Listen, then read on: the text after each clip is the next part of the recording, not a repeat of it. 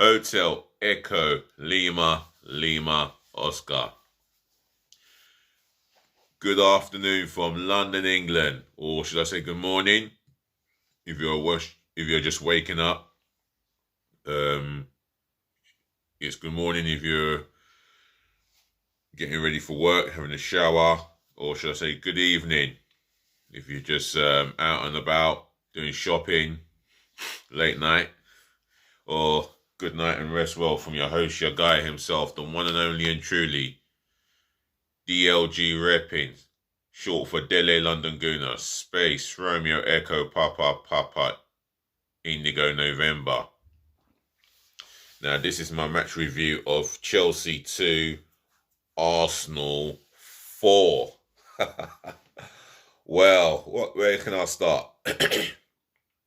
From kick-off to the end, I thought we were superb yesterday night, especially in the second half. We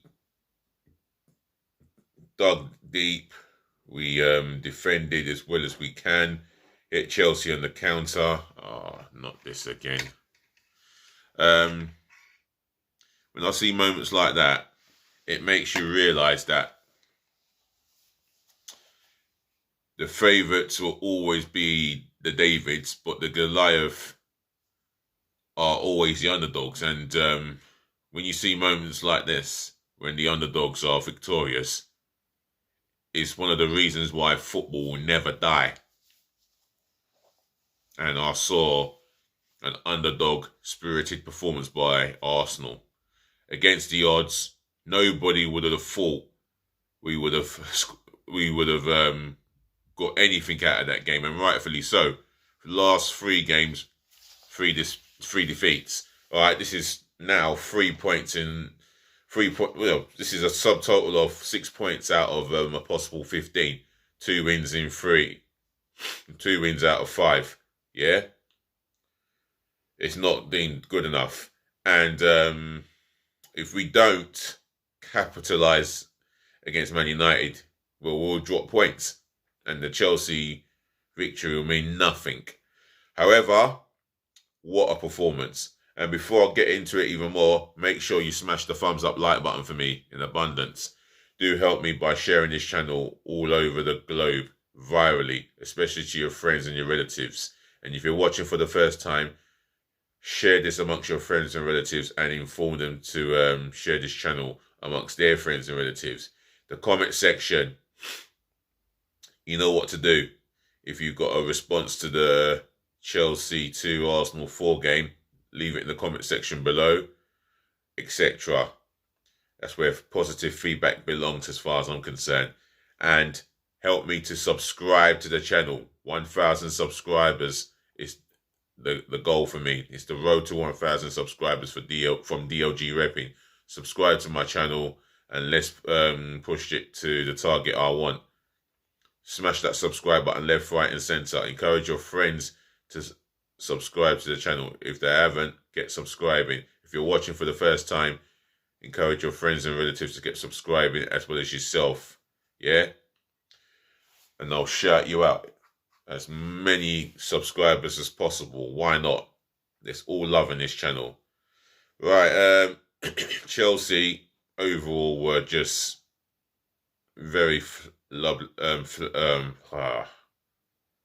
lackluster and flat. They were overall poor. I wasn't expecting that poor Chelsea team to not create as many opportunities as they normally would. Not break us down. I thought this Chelsea team would run right around us as soon as they equalised the first time. I thought they would have run right around us. Second time as well, they equalised, and I thought this is going to be their time. But massive credit to Arsenal. They kept going. They showed their bottle. They showed their desire and showed a lot of heart, and that was a heart-warming performance. And for me, it was an underdog-spirited performance by the boys. I mean, wow, you can pick up some individual performances. Eddie Nketiah scoring his first ever Premier League brace, and yes, against the club that released him at the age of 16. Would you believe it? Congratulations to you, Eddie Nketiah. You might have had a hat-trick if you stayed on, but nevertheless, it's about Arsenal getting the 3 points. That's the most important thing. So without further ado, let's get into the player ratings. In goal, Aaron Ramsdale. I don't know if he could have saved that deflected shot where Werner cuts inside and he unleashes the shot. I think, ugh. But then again, come to think of it, he's got some view of it, and I believe he was just a tad too slow. Other than that, yeah, his kicking was not the best on the night. I'll have to give him a 6. Didn't have much to do apart from one genuine save he could have made, and that was what was I going to say? That was to make sure that he does not get beat at the near post, and he got beat at the near post yet again, second time within the week. But all is forgiven on him. But you know what? He's going to be number 1 for the Man United game and for the rest of the season. I'm going to give him a 6. Right back, Ben White. Now, in the first half, Timo Werner gave him a runabout. And it wasn't a good start for him. In the second half, he improved as the game grew. However,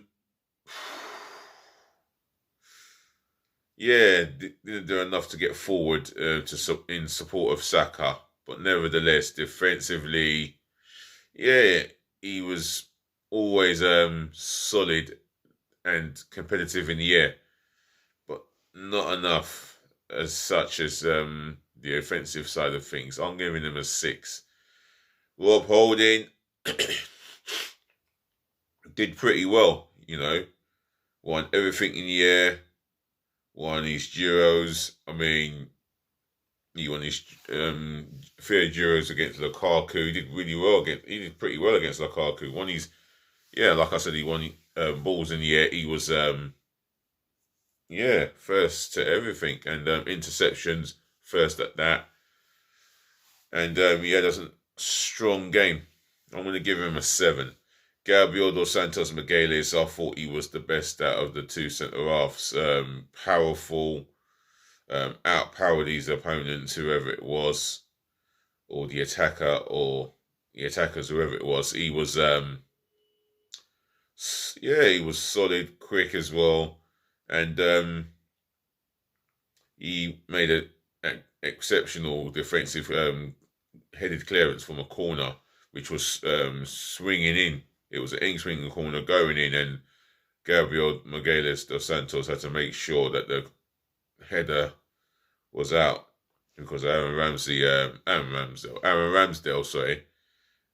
did not make the in-swinging corner, but Gabriel dos Santos covered for him.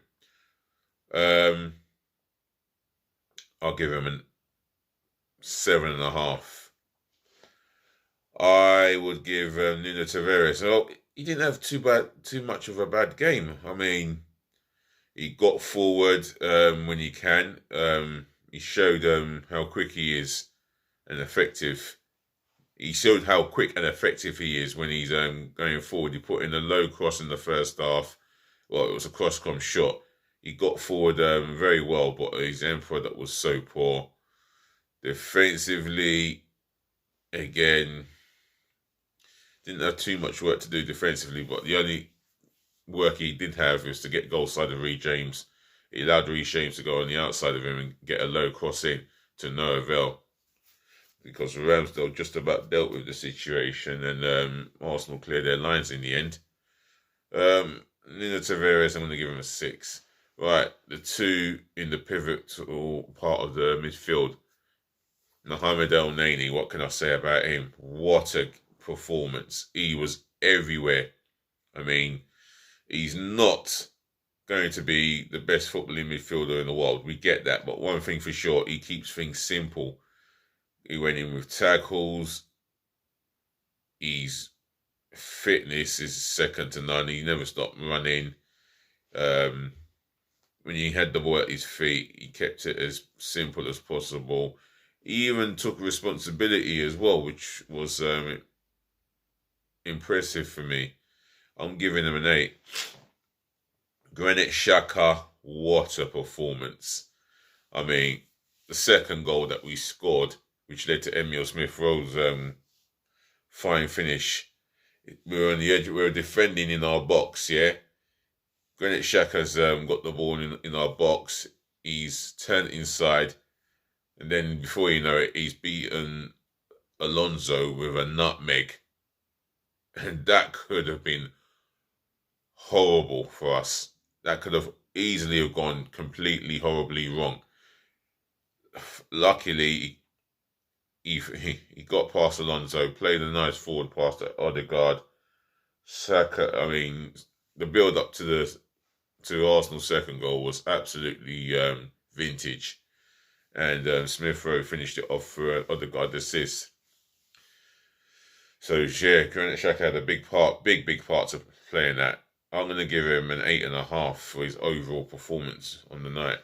Right, the 3 in front of those two. Bukayo Saka, as the game grew, he was running around the wing, causing Chelsea and Alonso all ends of problems, especially Marcos Alonso. He just couldn't live with him.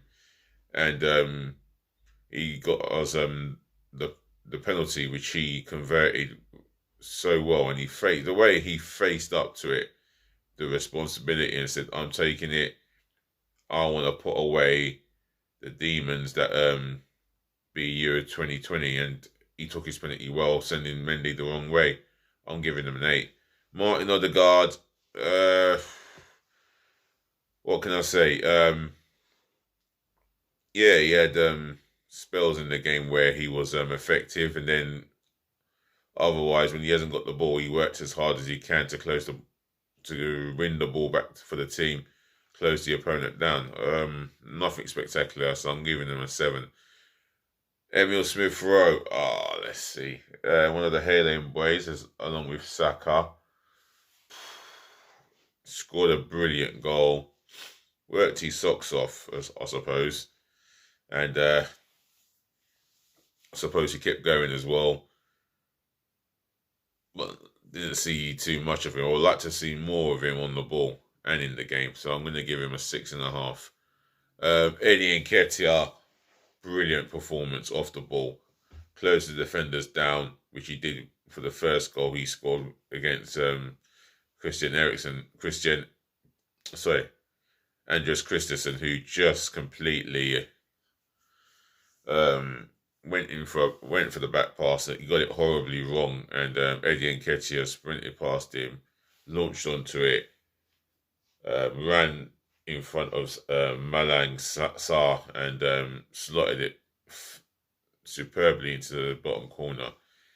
Plus, his second goal, well, it was a moment of luck, really, but Nuno Tavares had something to do with that goal, because he fizzed it straight to his feet with a bit of power, still got the ball under control, lost it, regained it, then lost it, regained it. It was like, a ping ball.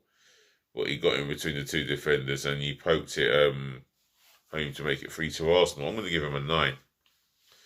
Right, and just to let you know, I'm giving him a 9, Eddie Nketiah, and I'll have to make him my man of the match. If you disagree with if you disagree with Eddie Nketiah being my man of the match, you can leave it in the comment section below. The scores that I've given out of 10, if you disagree or agree, leave it in the comment section below. Who came on? Gabriel Martinelli came on, did what he had to do, did what was asked of him. Can't really say too much, really. And obviously, he showed his work rate as soon as he did come on. I'll give him a 6. Cedric Suarez, he had a bit of an impact. He got in front of the Chelsea defender at one stage. He didn't know whether to cross or shoot. I mean, he didn't know whether to cut back or shoot, but he produced a cutback, and that led to Nuno Tavares' awful footed shot. Other than that, he was a lot more livelier than what Martinelli was when he came on. So I'm going to give him a 7, Cedric Suarez. And I don't think there's a second substitution I can remember. Off the top of my head, nada. So for me, the manager himself, Mikel Arteta, got the formation and the tactics spot on. Gone with El Neni and Xhaka due to their experiences, and you got a combination of one with the work rate, one with the guile of a passer, and the one who battles. I mean, they're both similar players, but obviously El Neni is a little bit more mobile than Xhaka, but they did a superb job in the midfield. If you look at why Arteta gets a lot of praise in this video, it's due to the fact that he never changed the shape. He only had to change it until up to the business end of the game, where he went 3 at the back and he had Cedric Suarez and Nuno Tavares as wingbacks. I think I'll give him a 9. The Arsenal fans, they kept going all night. Even when we conceded 2 equalisers, they kept going. They got behind the team. You could hear their vocal chants towards the Chelsea fans, mocking them off, if you ask me. But I'm going to give the fans a 10. They travelled in their droves, filled in their seated allocation, and they really got behind the team. I'm going to give them a 10 out of 10. So, ladies and gentlemen, to the boys, to the girls, that's my player ratings. That's my match review done. The player ratings for the manager, the ref. Oh, the ref. Not forgetting the ref. For me, John Moss allowed too many naughty challenges to go by, and I think he should have booked a couple of more players. I mean, Mason Mount, he could have been potentially sent off for showing studs or studying an Arsenal player around the ankle area. He got a yellow card in the business end of the game, but for me, he should have been dealt with a lot earlier, Mr. Mount. And I think John Moss missed that. I think on top of that, I'm going to give him a 7, to be fair. So, ladies and gentlemen, to the boys, to the girls, thank you for listening. Thank you for tuning in. Thank you for watching. Thank you for... I said thank you for tuning in, watching. Thank you for... Thank you for tuning in. Thank you for watching. Thank you for listening and saving the best to last, as I always do. Thank you so much for putting up with me again.